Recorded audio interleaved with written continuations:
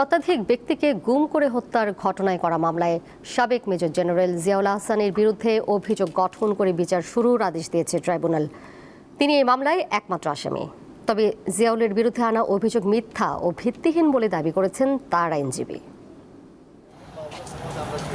আওয়ামী লীগের শাসনামলে বিরোধী রাজনৈতিক দল ও মতের লোকদের গুমের বহু অভিযোগ জমা পড়ে আন্তর্জাতিক অপরাধ ট্রাইব্যুনালে, যার মধ্যে সাবেক সেনা কর্মকর্তা জিয়াউল আহসানের বিরুদ্ধে শতাধিক মানুষকে গুম করে হত্যার 3টি অভিযোগ এনে আনুষ্ঠানিক অভিযোগ দাখিল করেছিল প্রসিকিউশন। এবার সেই ভিত্তিতেই জিয়াউলের বিরুদ্ধে অভিযোগ গঠন করে বিচার শুরুর আদেশ দিয়েছে ট্রাইব্যুনাল।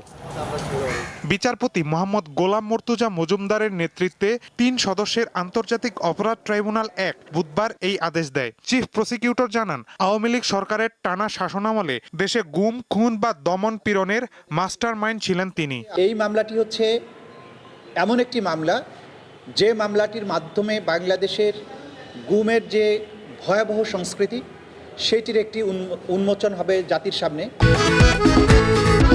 খাবারের পছন্দ ভিন্ন হলেও মজার বেলায় সবাই এক। আমাদের তদন্ত সংস্থা বের করেছে যে আসলে এই ভিকটিমদেরকে আগে থেকে গ্রেপ্তার করে বনের ভিতরে নিয়ে গুলি করে হত্যা করে পরবর্তীতে সাংবাদিকদের সাথে নিয়ে গিয়ে বন্দুকযুদ্ধের অভিনয় করে ভেতর থেকে লাশগুলো বের করে এনে বলতো যে এখানে তারা ক্রস ফায়ারে মারা গিয়েছে। এরকম শত শত অপারেশন এই আসামি করেছেন, যার মধ্যে 104 জনের ব্যাপারে সোফার এই মামলাতে অভিযোগ দায়ের করা হয়েছে।